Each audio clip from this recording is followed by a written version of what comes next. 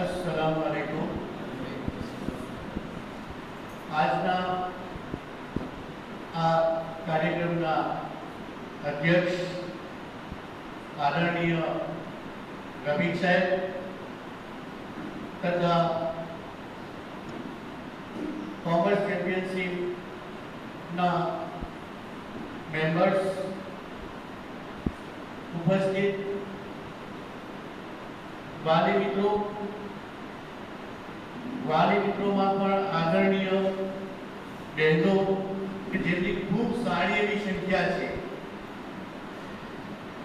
અને જેમના માટે આ કાર્યક્રમ થઈ રહ્યો છે એવા મારા વાલા વિદ્યાર્થી મિત્રો કે જે આપણા સમાજનું ભવિષ્યનું ધન છે, ડાયમંડ છે એવા વિદ્યાર્થી મિત્રો એક શેર બહુ ફેમસ છે, આપણે બહુ વર્ષોથી સાંભળતા આવ્યા છે कि फानूस बनके जिसकी हिफाजत हवा करे, फानूस बनके जिसकी हिफाजत हवा करे, वो शमा क्या मुझे जिसे रोशन खुदा करे, वो शमा क्या मुझे जिसे रोशन खुदा करे। मित्रों ત્યારે કોઈ પણ કામ નેક ઇરાદાથી શરૂ કરવામાં આવે ત્યારે એ કામ ની हिफाजत अल्लाह ताला कोई ने कोई ना जरिए करावता होय छे। चिराग दीवो के जे अंधकार ने दूर करवा माटे प्रगटतो होय छे अने ए चिराग नो ज्यारे नेक इरादो होय छे त्यारे हवारूपी एक ढाल एनी आसपास ઊભી થઈ જતી હોય છે અને આવા જ એક નેક ઇરાદાથી 2019 માં વર્લ્ડ ભરૂચી મોહરા ફેડરેશન નામની સંસ્થા આપણા ભરૂચ જિલ્લામાં અસ્તિત્વમાં આવે છે। આ સંસ્થાનો મુખ્ય ઉદ્દેશ સુશિક્ષિત, સંગઠિત, સ્વાવલંબી અને સશક્ત સમાજની રચના કરવાનો। જેમ સમાજમાં શિક્ષણ ક્ષેત્રે હજુ જે જાગૃતિ ન જોઈએ, જાગૃતિ ન હતી અને જેવી જોઈએ એવી ન હતી એટલા માટે વર્લ્ડ ભરૂચી મોહરા ફેડરેશને એક બીડું ઝડપ્યું અને એમાં સમાજમાં શિક્ષણમાં જાગૃતિ આવે એ માટે વિવિધ પ્રોજેક્ટ હાથ ધર્યા। સૌપ્રથમ તો વિજ્ઞાનના ક્ષેત્રે જે મેડિકલ અને એન્જિનિયરિંગમાં જવાવાળા વિદ્યાર્થીઓ હતા એમના માટે નીટના વર્ગોની સુવિધાઓ ન હતી તો સૌપ્રથમ તો ટંકારિયા, દયાદરા અને સાંસોડ મુકામે અને ભરૂચમાં નીટની જાગૃતિ માટે વિવિધ સેમિનાર કર્યા। જંબુસરમાં પણ વિવિધ સેમિનાર કર્યા અને ટંકારિયા અને દયાદરામાં નીટના વર્ગોનું આયોજન કર્યું। ત્યારબાદ સમય જતા એક વસ્તુ ધ્યાને આવી કે આપણા સમાજનો ખૂબ મોટો વર્ગ વિદ્યાર્થી વર્ગ કોમર્સ અને આર્ટ્સની લાઈનમાં જાય છે પણ સમાજનું સૌથી શિક્ષણ સંસ્થાઓનું સૌથી વધારે ધ્યાન વિજ્ઞાન તરફ છે પણ આ કોમર્સ તરફ નથી। તો વર્લ્ડ ભરૂચી મોહરા ફેડરેશને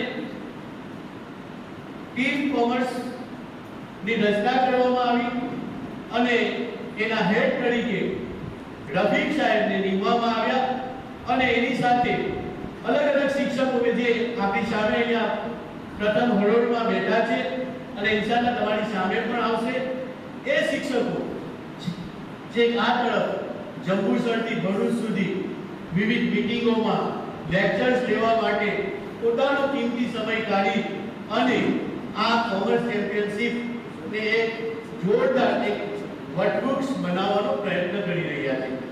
WBF એજ્યુકેશન ક્ષેત્રે જાગૃતિ લાવવા આ પ્રયત્ન કર્યા સાથે સમાજમાં જે અપંગ બાળકો છે, માનસિક રીતે અશક્ત છે એવા બાળકો માટે મમતા રિહેબ સેન્ટરની સ્થાપના કરી। તે સિવાય યુથ વિંગ દ્વારા અન્ય ઘણા કાર્યો કરે છે અને દર વર્ષે સમાજના જે કચરાયેલો વર્ગ છે એ વર્ગને પોતાના એજ્યુકેશનમાં આગળ વધવા માટે દર વર્ષે 1 થી 1.5 કરોડ રૂપિયાની શિષ્યવૃત્તિનું પણ ડિસ્ટ્રીબ્યુશન કરે છે. વલભરૂચી મોના ફેડરેશન નો આ નેક ઇરાદાઓને કારણે અલ્લાહ તાલા તરફથી પણ ખૂબ ગેડી મદદ થઈ રહી છે. મિત્રો, આજે આપણે સૌ ધોરણ 12 ની પરીક્ષા આપેલ વિદ્યાર્થીઓને આગળ વધારવા માટે આ કાર્યક્રમની રચના કરી છે. આ કોઈ નાનો કાર્યક્રમ નથી. આજે તમે જોતા હશો તમારી આસપાસના બાળકો અત્યારે કોઈ ક્રિકેટમાં મશગુલ થઈ ગયો હશે, કોઈ મોબાઈલની ગેમમાં મશગુલ થઈ ગયો હશે, એમને એવું થઈ ગયું કે બાળકો પૂરું થયું હવે કંઈ નથી. અને ત્યારે આ જે ડાયમંડ છે ને આપણા સમાજના, એ ડાયમંડ આપણા સમાજને રોશન કરવા માટે પોતાનું વેકેશન, પોતાનું બાળનું, કારણ કે ઘણા લોકો બાળનું પરથી એટલે બધી લહેર કરીશું, એસ કરીશું, નહીં. આ વિદ્યાર્થીઓ પોતે ચમકવા માટે આજે અહીંયા ઘુસાવવા માટે આવ્યા છે. અને એ માટે આપણે આપણા સમાજમાં અને આપણી સોસાયટીમાં જોતા હોય છે એક કુંભાર હોય છે. એ કુંભાર કોઈ માટલું કે કોઈ પણ વસ્તુ બનાવવા માંગતો હોય છે તો એ પોતે પહેલા શ્રેષ્ઠ માટીનું સિલેક્શન કરે છે. એ માટીમાંથી જે કાંકરાઓ હોય છે, અંદર જાય નાના નાના જે કંઈ કચરો હોય છે, કચરો સાફ કરે છે, માટીનું સિલેક્શન કરે છે. અને ટોપની માટીનું સિલેક્શન કર્યા પછી એમાં જે કંઈ પાણી રૂપે ઉમેરીને જે જોરદાર સુકડતો હોય છે એને ગૂંથતો હોય છે. અને ગૂંથીને પછી જ્યારે ચાકરા ઉપર ચડાવી અને એને સુંદર શેપ આપતો હોય છે. તો એવા જ કુંભારરૂપી અહીંયા ટીમ ચેમ્પિયનશિપના રફીક સાહેબના નેજા હેઠળ ઘણા બધા શિક્ષકો કામ કરી રહ્યા છે અને આ વિદ્યાર્થીઓને પોતાના જીવનનો સુંદર શેપ આપવાનો પ્રયત્ન કરે છે. એક ખેડૂત હોય છે, એ ખેડૂત તડકામાં પોતાના ખેતરને ખેડે છે, માટીને ઉલટ-સુલટ કરે છે અને એને પાણી આપે છે. પાણી આપી એમાં બી વાવે છે, બી વાવી ફરી પાણી આપે છે અને એમાં જોરદાર ખાતર આપે છે.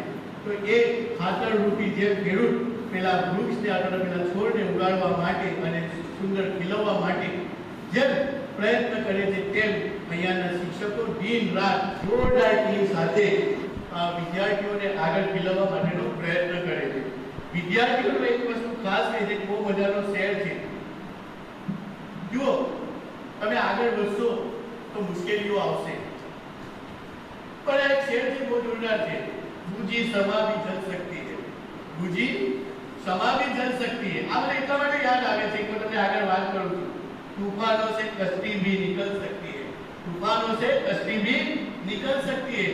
होके मायूस तू न बदल अपने इरादे को. મિત્રો, વિદ્યાર્થી મિત્રો, તકલીફ આવશે, તમારા ઈરાદો બદલવાની જરૂર નથી. होके मायूस तू न बदल अपने इरादों को, तेरी किस्मत भी कभी बदल सकती है. મિત્રો, આપણે આપણા ઘરના, આપણા કુટુંબના, આપણા ગામના અને આપણા સમાજની કિસ્મત બદલવાની છે અને એ માટે અલ્લાહ તાલાએ આપણને પસંદ કર્યા. એ માટે આપણે ખૂબ મહેનત કરીશું.